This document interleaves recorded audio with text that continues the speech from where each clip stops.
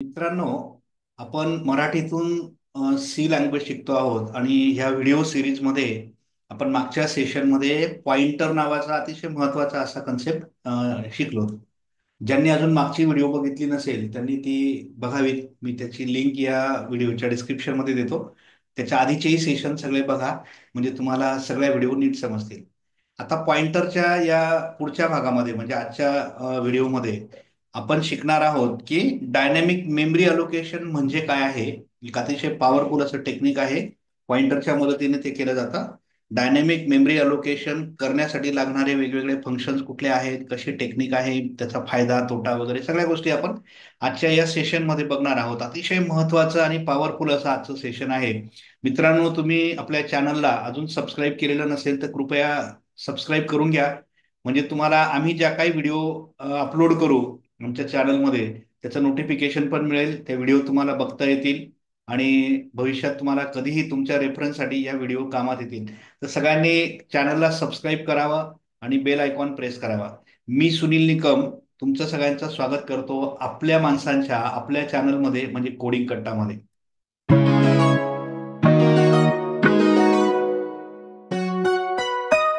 मित्रांनो, dynamic allocation हे जे टेक्निक आपण आजच्या व्हिडिओमध्ये शिकणार आहोत, आजच्या सेशनमध्ये, त्याच्यासाठी आपल्याला पॉइंटरची गरज पडणार आहे. मागच्या सेशनमध्ये आपण पॉइंटर शिकलो आहोत. मी पुन्हा एकदा पॉइंटरचा थोडासा रिकॅप करतो म्हणजे तुम्हाला डायनेमिक अलोकेशन करताना पॉइंटर कन्सेप्ट तुमचा ओके असेल. बघा, सगळ्यात पहिल्यांदा तुम्हाला काय माहिती पाहिजे, डायनेमिक मेमरी अलोकेशन करण्याच्या अगोदर तुम्हाला पॉइंटर म्हणजे काय हे माहिती असलं पाहिजे. हे आपण मागच्या व्हिडिओमध्ये अगदी चांगल्या प्रकारे कव्हर केलंय. त्याचे बेसिक सगळ्या गोष्टी तुम्हाला क्लिअर समजल्याच असतील. तरीही मी पुन्हा एकदा रिकॅप करतोय, पॉइंटर म्हणजे काय.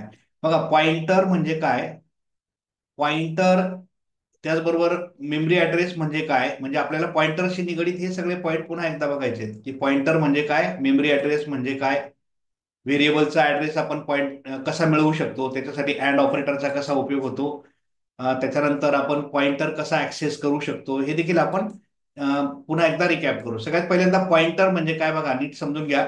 Pointer is a special variable that stores the memory address of another variable.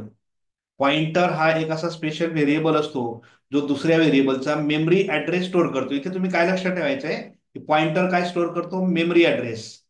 आता याचा डायनॅमिक अलोकेशनशी काय संबंध आहे हे पुढे तुमच्या लक्षात येईलच. कारण मेमरी जेव्हा आपण अलोकेट करतो म्हणजे रिझर्व्ह करतो तेव्हा त्या मेमरीचा ऍड्रेस आपल्याकडे असतो. आपण तो ऍड्रेस पॉइंटरमध्ये ठेवून ते जे लोकेशन आहे ते ऍक्सेस करू शकणार आहोत. तर पॉइंटरची त्या ठिकाणी आपल्याला गरज पडणार आहे. म्हणून आपल्याला पॉइंटर माहिती पाहिजे की पॉइंटर हा एक असा व्हेरिएबल आहे जो मेमरी ऍड्रेस स्टोअर करू शकतो.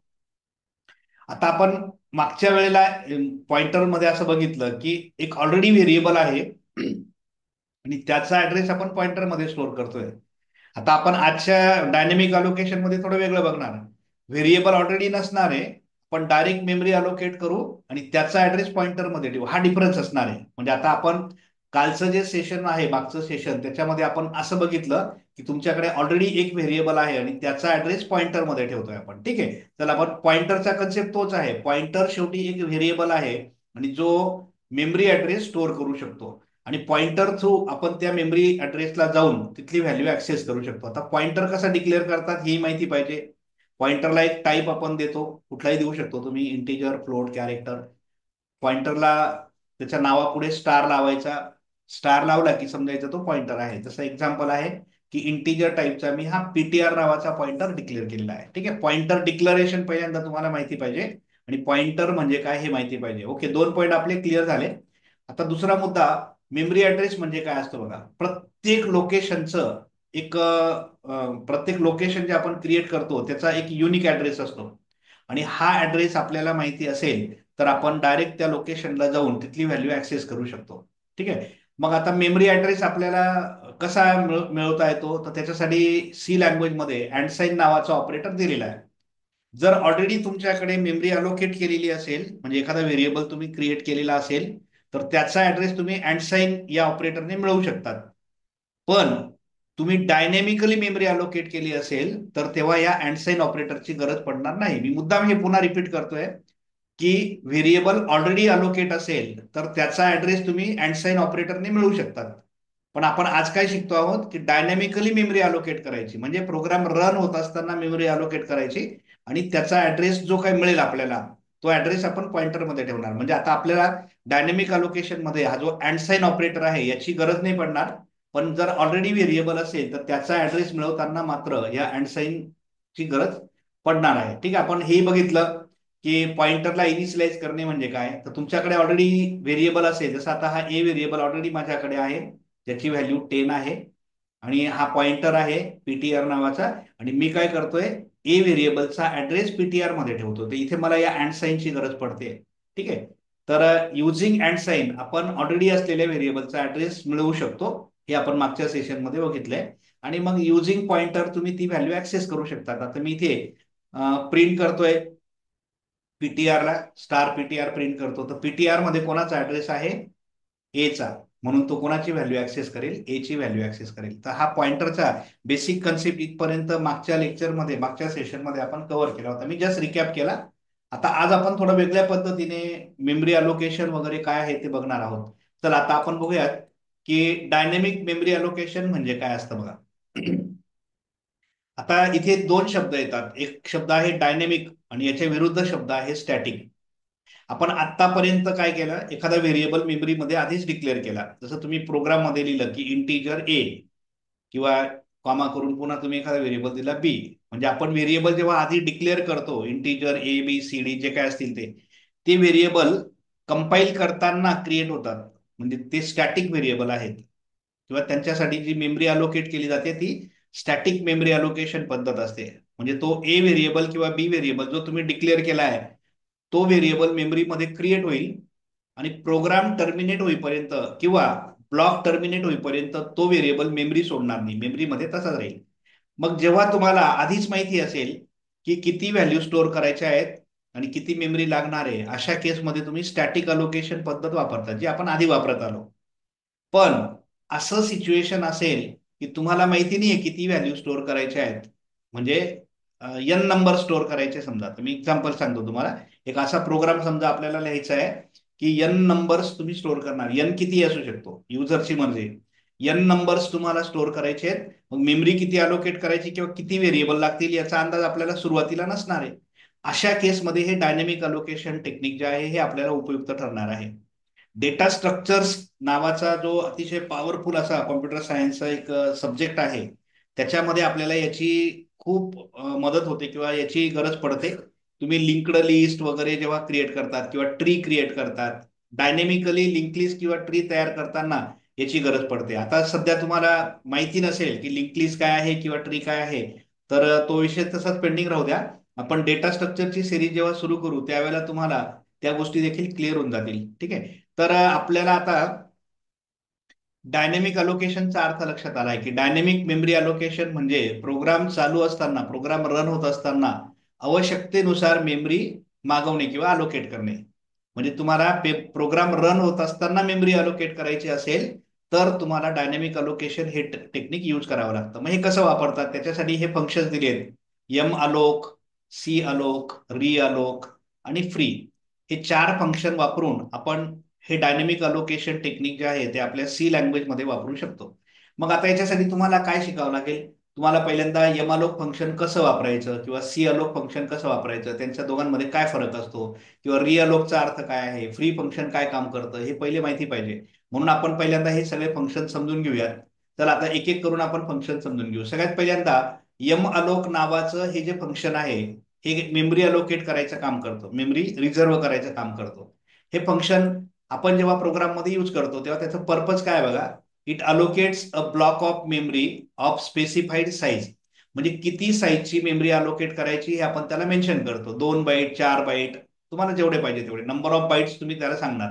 ठीक आहे, मग तो काय करेल, तेवढ्या बाईट्सचा तेवढी जागा मेमरीमध्ये तो रिझर्व्ह करेल आणि त्या जागेचा जो ऍड्रेस असेल तो आपल्याला रिटर्न करेल. म्हणजे एम अलोक फंक्शन तुम्हाला काय रिटर्न करेल, ऍड्रेस. बघा आता तो जो अँड साइन ऑपरेटर होता तो पण तेच काम करत होता. अँड साइन ऑपरेटर आपल्याला ऍड्रेस देत होता, पण कोणाचा ऍड्रेस देत होता, ऑलरेडी मेमरी अलोकेट केली असेल तर त्याचा ऍड्रेस तो देत होता. आता या केसमध्ये काय, ऑलरेडी मेमरी अलोकेट नाहीये, एम अलोक काय करतोय, मेमरी अलोकेट करतोय पहिल्यांदा, आणि मग तुम्हाला त्याचा ऍड्रेस देतो. म्हणजे यमालोकचे दोन कामं आहेत, मेमरी अलोकेट करणे, रिझर्व करणे आणि त्या जागेचा ऍड्रेस तुम्हाला रिटर्न करणे. आता हे यमालोक फंक्शन कसं वापरायचं बघा. त्याचा हा सिंपल फॉर्मॅट आहे. यमालोकला तुम्ही साईज सांगा, किती बाईट्स अलोकेट करायचे, तेवढे बाईट्स तो अलोकेट करेल आणि मग तो तुम्हाला एक ऍड्रेस रिटर्न करेल. तो जो ऍड्रेस असेल तो जनरली वाईड पॉइंटर असतो. म्हणजे त्याचा टाईप हा VOID, वाईड. वाईड म्हणजे न्यूट्रल असं समजा तुम्ही, जो सगळ्या टाईप्सला मॅच होतो. ठीक आहे. म्हणजे यमालोकने रिटर्न केलेला जो पॉइंटर असेल किंवा ऍड्रेस असेल तो वाईड स्टार असेल, त्याला तुम्ही तुमच्या टाईपमध्ये, म्हणजे हा पॉइंटर ज्या टाईपमध्ये असेल त्या टाईपमध्ये याला कन्वर्ट करून घ्यायचं. जसं एक्झाम्पल आहे बघा. समजा मला एका इंटिजरला लागेल एवढी जागा अलोकेट करायची, किंवा नंबर ऑफ इंटिजर्सला लागेल एवढी जागा अलोकेट करायची. मग मी काय केलं, इंटिजर टाईपचा हा पॉइंटर घेतला PTR. आणि इथे बघा मी काय केलं, 5 multiplied by size of integer. म्हणजे एका इंटिजरला जेवढी जागा लागेल त्याला मल्टिप्लाइड बाय 5 केलं. म्हणजे मला 5 इंटिजर व्हॅल्यू स्टोअर करता येतील एवढी जागा मी रिझर्व करतोय. त्या जागेचा जो ऍड्रेस आहे तो यमालोक मला रिटर्न करेल. आणि मग तो ऍड्रेस मी कुठल्या टाईपमध्ये कन्वर्ट केला, इंटिजर स्टार. आता इंटिजर टाईप मी का घेतला, पॉइंटरचा टाईप इंटिजर आहे आणि मला ज्या व्हॅल्यू स्टोअर करायच्या ते इंटिजर असतील. समजा तुम्हाला फ्लोट व्हॅल्यू स्टोअर करायच्या असतील तर तुम्ही काय करणार, फ्लोट टाईपचा पॉइंटर घ्या आणि इथे साईज ऑफ फ्लोट घ्या आणि मग तो जो ऍड्रेस रिटर्न होईल त्याला फ्लोटमध्ये कन्वर्ट करा. म्हणजे हा जो टाईप आहे इंटिजर, इथे तुम्ही फ्लोट करू शकता. म्हणजे यम अलोकने अलोकेट केलेल्या मेमरीचा ऍड्रेस तुम्ही तुमच्या स्पेसिफिक टाईपमध्ये, म्हणजे पॉइंटर जो टाईपचा असेल त्या टाईपमध्ये तुम्ही त्याला कन्वर्ट करतात. हे जे ब्रॅकेटमध्ये आपण इंटिजर स्टार लिहितोय याला कास्टिंग असं म्हणतात, म्हणजे कन्वर्ट करणे.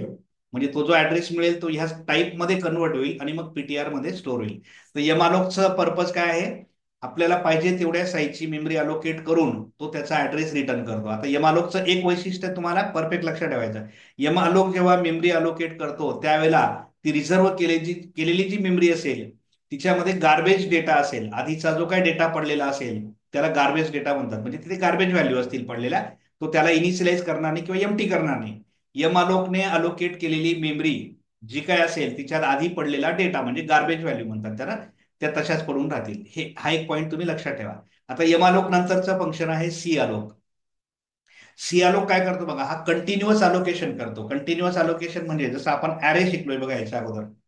समजा तुम्हाला 10 व्हॅल्यूचा ऍरे बनवायचा आहे, मग ऍरे काय करतो, 10 व्हॅल्यू स्टोअर होतील एवढी जागा रिझर्व करतो आणि एका शेजारी एक त्या व्हॅल्यू मेमरीमध्ये तो स्टोअर करतो. पहिल्या व्हॅल्यूच्या अगदी शेजारी दुसरी व्हॅल्यू, तिच्या शेजारी तिसरी व्हॅल्यू, याला आपण कंटिन्युअस अलोकेशन म्हणतो. मग हा सियालोक थोडक्यात तुम्हाला काय तयार करून देईल, रन टाइमला किंवा डायनेमिकली तुम्हाला एक ऍरे क्रिएट करून देईल. म्हणजे आता N साईजचा ऍरे बनवायचा आहे तर मग तुम्ही सियालोक फंक्शन त्या ठिकाणी यूज करू शकता. बघा सियालोक फंक्शन कसं वापरायचं बघा. त्याचं पर्पज आहे, it allocates memory for array of elements. म्हणजे हा तुम्हाला रन टाइमला एक ॲरे क्रिएट करून देईल. आणि याचं मेन वैशिष्ट्य काय, and initialise all bytes to 0. आणि जेवढे लोकेशन तो रिझर्व करेल ते सगळे सुरुवातीला तो 0 करून ठेवेल. यमालोक काय करतो, तिथे गार्बेज व्हॅल्यू आधीच्या ज्या होत्या त्या तशाच राहू देतो, त्याला एम्प्टी करत नाही. पण सियालोक मात्र सगळ्या व्हॅल्यू काय करून टाकेल, 0 करून टाकेल. हे याचं वैशिष्ट्य आहे. आता हे सियालोक फंक्शन कसं वापरायचं बघा. सेम त्याचा फॉर्मॅट आहे, एक पॉइंटर घ्यायचा, त्याचा टाईप जो असेल तो इथे ब्रॅकेटमध्ये द्यायचा. सी अलोकला तुम्ही नंबर ऑफ एलिमेंट किती अलोकेट करणार ते सांगा पहिले. नंबर ऑफ एलिमेंट्स 5, 10, 20, इथे N तुम्ही घेऊ शकता एखादा व्हेरिएबल. आणि कॉमा करून मग त्याच्या प्रत्येक एलिमेंटची साईज किती असेल ते तुम्ही सांगा. बघा हे एक्झाम्पल आहे, मी इंटिजर टाईपचा पॉइंटर घेतला आणि त्याच्यामध्ये मी 5 व्हॅल्यू स्टोअर होतील अशा पद्धतीने अलोकेशन केलं. इथे मी कॉमा देतोय बघा. आणि याच्या आधी जे यम आलोक होतं तिथे आपण काय केलं होतं, 5 मल्टिप्लाइड बाय साईज केलं होतं. इथे कॉमा दिलाय म्हणजे हा 5 लोकेशन सेपरेट सेपरेट अलोकेट करेल. एका इंटिजरला लागेल एवढी साईज तो पहिले कॅल्क्युलेट करेल आणि मग तेवढ्या साईजचे 5 लोकेशन अलोकेट करेल आणि पहिल्या लोकेशनचा ऍड्रेस तो आपल्याला या पॉइंटरमध्ये ठेवून देईल. तर हा जो पॉइंटर आहे तो एक ॲरे क्रिएट झाला आणि त्याची साईज किती असेल, 5. या 5च्या जागेवर तुम्ही N स्टोअर करू शकता, N नंबर घेऊ शकता. आपण पुढे कोड लिहू, एक्झाम्पल कोड, त्याच्यात तुम्हाला मी ते करून दाखवेल. ओके चला, आता यम अलोक आणि सी अलोक दोघं फंक्शन तुमच्या लक्षात आले. आता पुढचं तिसरं फंक्शन आहे री अलोक. री अलोक म्हणजे काय बघा, तुम्ही डायनेमिकली मेमरी अलोकेट केली आहे यम अलोकने किंवा सी अलोकने, आणि नंतर तुमच्या लक्षात आलं की ही मेमरी कमी पडते ती वाढवायची आहे, किंवा तुमच्या लक्षात आलं की आपण जास्तच मेमरी अलोकेट करून टाकली ती थोडी कमी करून घ्यायची, म्हणजे मेमरी वेस्टेज नाही करायची. मग री अलोक काय करेल, ऑलरेडी अलोकेट केलेली जी जागा आहे म्हणजे लोकेशन आहे त्याला तो री अलोकेट करेल, म्हणजे त्याची जागा तो चेंज करेल, थोडक्यात साईज चेंज करेल. पर्पज बघा त्याचा, रिअलोकचा पर्पज आहे changes the size of previously allocated memory using malloc or calloc. आपण एम अलोक किंवा सी अलोकने जी मेमरी अलोकेट केली होती तिची साईज चेंज करणे, हे याचं काम आहे. हे कसं वापरायचं बघा फंक्शन. तो जो पॉइंटर आहे तो इथे आपण देणार रिअलोक फंक्शनला. आधीचा जो मेमरी अलोकेट केलेला पॉइंटर आहे तो इथे असेल. त्याची न्यू साईज किती पाहिजे ती तुम्ही सांगा. म्हणजे समजा आपण आधी 5 व्हॅल्यू बसतील एवढी जागा रिझर्व केली होती आणि आता मला ती वाढवायची, आता मला 10 करायची. मग मी काय करेल, तो सेम पॉइंटर इथे देईल, इथे 10 देणार मी, आणि मग तो आधीचे जे 5 लोकेशन होते ते 10 होऊन जातील. ओके. म्हणजे आता बघा हे एक्झाम्पल आहे बघा. म्हणजे आता मी आधी 5 अलोकेशन केले होते, आता ते मला 10 करायचे आहे. मग मी इथे काय केलं, 10 multiplied by size of integer, म्हणजे 10 इंटिजर व्हॅल्यू बसतील एवढी जागा तो रिझर्व करेल. आधीचे 5 होते आता 10 होऊन जातील. आणि मग तो जो काही नवीन अलोकेशन होईल रिअलोक, त्याचा ऍड्रेस तो पीटीआर मध्ये ठेवेल. आता याच्याने एक्झॅक्टली काय होईल बघा. समजा आधीचं लोकेशन कुठेतरी XYZ ठिकाणी होतं, आता तो रिअलोक जेव्हा करेल तेव्हा तो नवीन जागा शोधेल.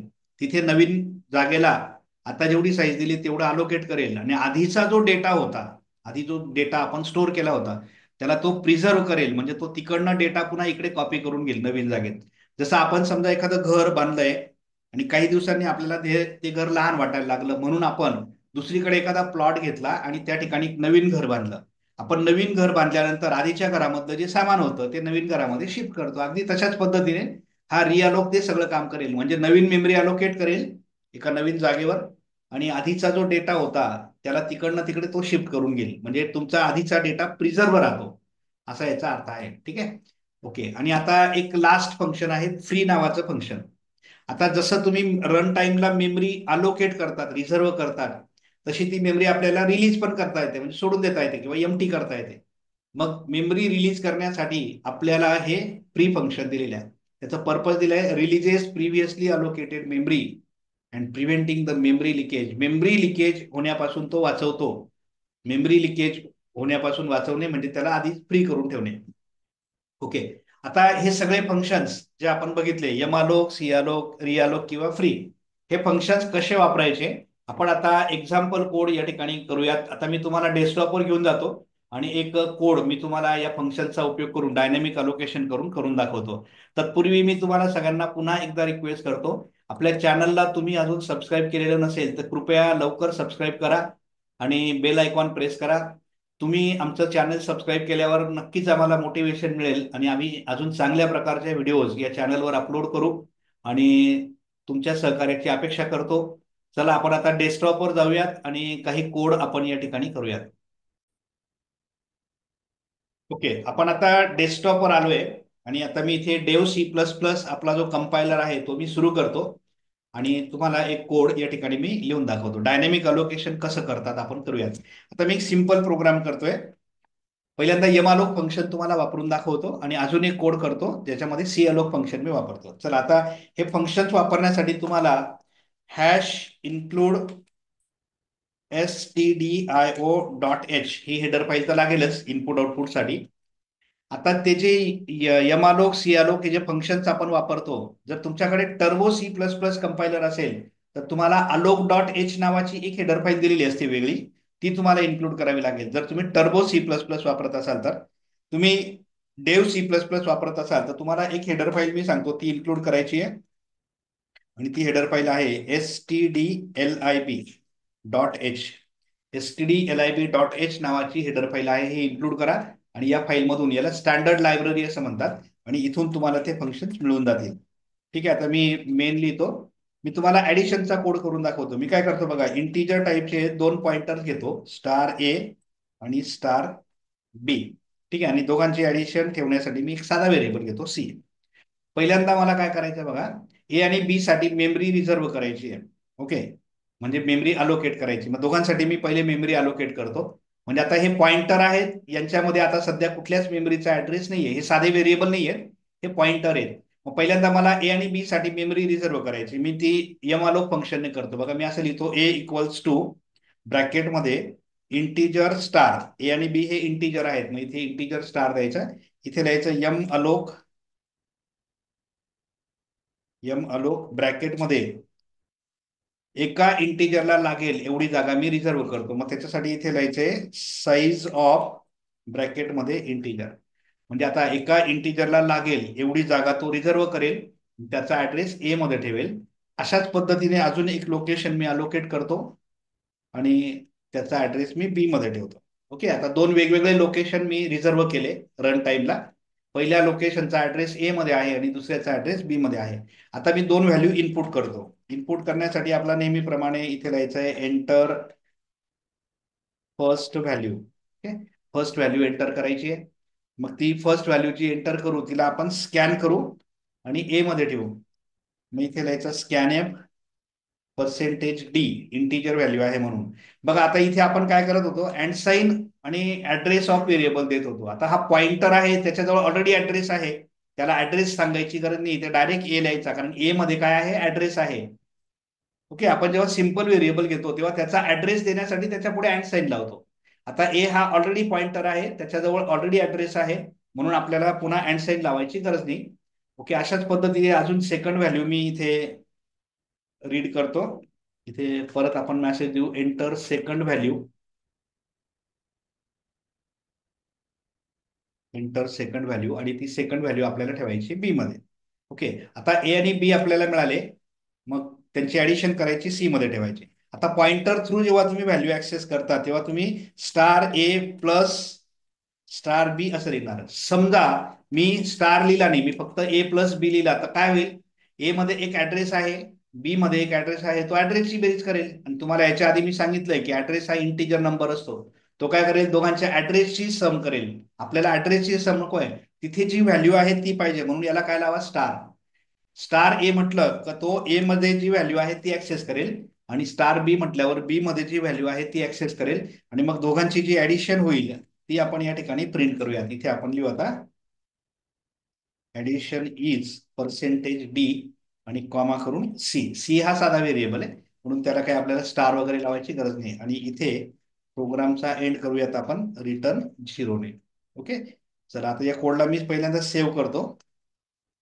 आता हा पॉइंटरचा पुढचा प्रोग्राम आहे, ptr3 असं मी नाव देतो याला, ptr3.c. आणि याला कंपाईल करतो. F9 की प्रेस केली की कंपाईल होईल. कंपाईल झाला आणि याला रन करूयात आपण. आता तो विचारतो बघा एंटर फर्स्ट व्हॅल्यू, कुठली एक व्हॅल्यू देऊ, मी देतो 20, सेकंड व्हॅल्यू देतो 30. दोघांची ऍडिशन 50 यायला पाहिजे आणि बरोबर 50 आली बघा.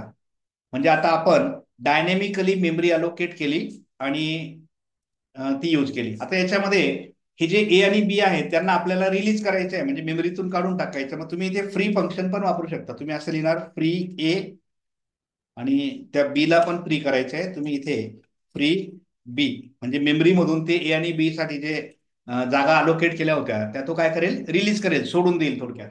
ठीक आहे, आता मी परत कंपाईल करून रन करतो बघा याला, पुन्हा एकदा रन करतो. आता आपण एक व्हॅल्यू देऊ 50, दुसरी व्हॅल्यू देतो 60, ऍडिशन 110 आली आणि मेमरी त्याने लगेच एमटी पण करून टाकली. अशा पद्धतीने हे यमालोक आणि फ्री फंक्शन आपण यूज केलं. तर आता मी सी अलोक फंक्शनचा एक कोड तुम्हाला करून दाखवतो. सी अलोक काय करतो, ऍरे क्रिएट करून देतो. आता मला एन व्हॅल्यू स्टोअर करायच्या आहेत आणि त्यांची सम करायची आहे. मग मी एक फंक्शन, एक प्रोग्राम लिहितो, त्याच्यामध्ये सी अलोक फंक्शन मी वापरून दाखवतो. एक न्यू कोड मी या ठिकाणी घेतोय. सेम हेडर फाईल आपण इन्क्लूड करूयात, hash include stdio.h. Okay, second header file आपण घेऊयात पुन्हा, हॅश इन्क्लूड stdlib.h. ओके, आणि त्याच्यानंतर आपण इंटिजर मेन. ओके, आता इथे मला एक पॉइंटर लागेल इंटिजर टाईपचा. मी एक पॉइंटर घेतो स्टार ए, त्याच्यात एन लोकेशन अलोकेट करायचे. मी सिंपल व्हेरिएबल घेतो एन. इंडेक्स साठी मला आय व्हेरिएबल लागेल, आपण ॲरे जसा वापरतो तसा. आणि सम ठेवण्यासाठी एक एस व्हेरिएबल घेतो, एस ची व्हॅल्यू 0 असेल. आता तो जो ए नावाचा पॉइंटर आहे त्याच्यात मी मेमरी अलोकेट करणार आहे. किती लोकेशन अलोकेट करायचे, एन इतके. म्हणून पहिल्यांदा आपल्याला एन ची व्हॅल्यू माहिती पाहिजे. इथे आपण युजरला विचारू how many values to store. आपण युजरला विचारतोय की किती व्हॅल्यू स्टोअर करायच्या आहे. आता युजर जो काही नंबर इनपुट करेल त्याला जेवढ्या व्हॅल्यू स्टोअर करायच्या आहे, 10, 20, 25, मग त्यांनी दिलेला नंबर कुठे ठेवायचा, एन मध्ये. इथे आपण एन ची व्हॅल्यू इनपुट करतोय, ते कॉमा करून अँड साइन एन. ओके. आता एन इतके लोकेशन मेमरीमध्ये रिझर्व करायचे आणि त्याचा ऍड्रेस कशा ठेवायचा ए मध्ये. मग ते काम कोण करेल? A calloc. इथे कसं लिहायचं बघा, A equals to integer star. Okay. आणि या ठिकाणी लिहायचा सी सी अलोक ब्रॅकेटमध्ये एन कॉमा साईज ऑफ ब्रॅकेटमध्ये इंटिजर. ओके. बघा इथे आता एन लोकेशन्स मेमरीमध्ये अलोकेट झाले म्हणजे एन साईजचा अरे क्रिएट झाला. आता तेवढ्या व्हॅल्यू इनपुट करायच्या आहे. मग इथे युजरला आपण मेसेज देऊ printf enter enter percent D values. आता किती व्हॅल्यू इनपुट करायच्या? एन. मग इथे कॉमा करून आपण एन देऊ.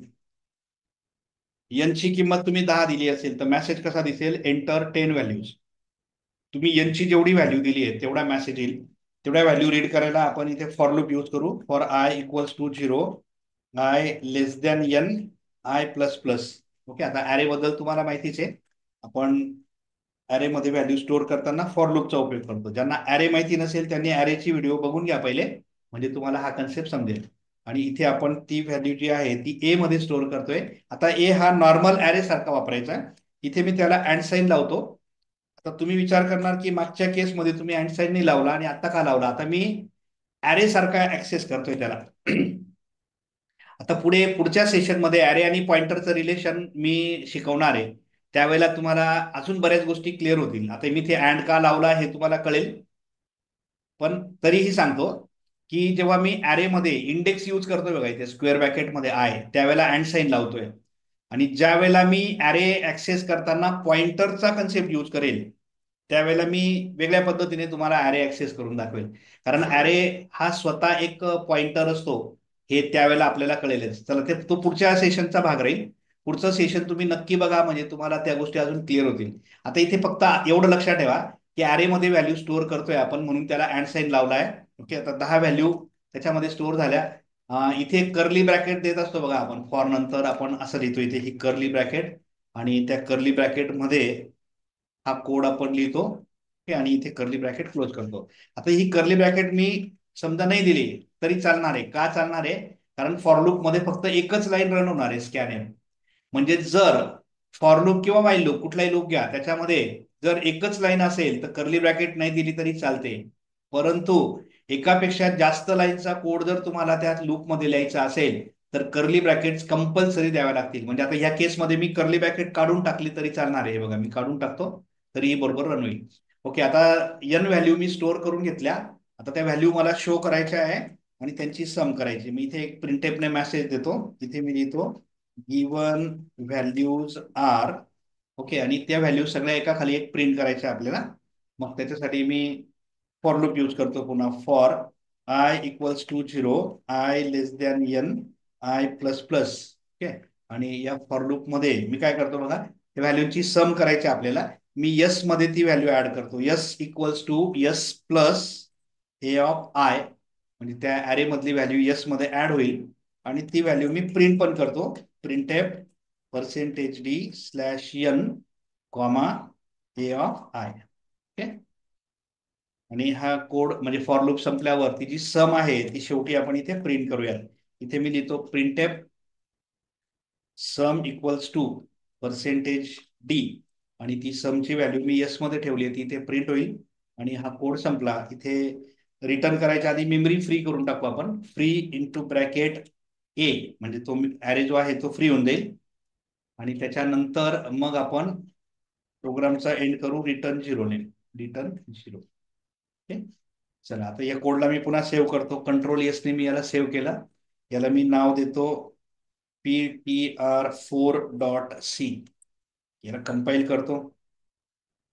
कंपाईल झाला. रन करतो. आता तो काय विचारतो बघा how many values to store. तुम्हाला किती व्हॅल्यू स्टोअर करायच्या आहे? तर मी असं करतो 7 व्हॅल्यू स्टोअर करतो. 7. तुम्ही किती नंबर देऊ शकता तुमची मर्जी. तुम्ही 10 20 50 100 तुम्ही काही द्या. तुम्ही जेवढ्या व्हॅल्यू सांगणार तेवढ्या तो स्टोअर करेल. आणि आपण याच्या आधी जो अरे बघितला होता त्याची साईज फिक्स असते. जेवढी साईज तेवढ्याच व्हॅल्यू स्टोअर करता येतात. इथे हा डायनॅमिक आहे. रन टाइमलाच त्याची साईज सेट होते त्यामुळे तुम्ही किती व्हॅल्यू स्टोअर करू शकता. मी इथे म्हटलं 7. आता तो विचारतोय बघा इंटर 7 व्हॅल्यूज. आता मी त्याला 7 व्हॅल्यू वेगवेगळ्या देतो. 1 2 3 4 5 6 7. ठीक आहे.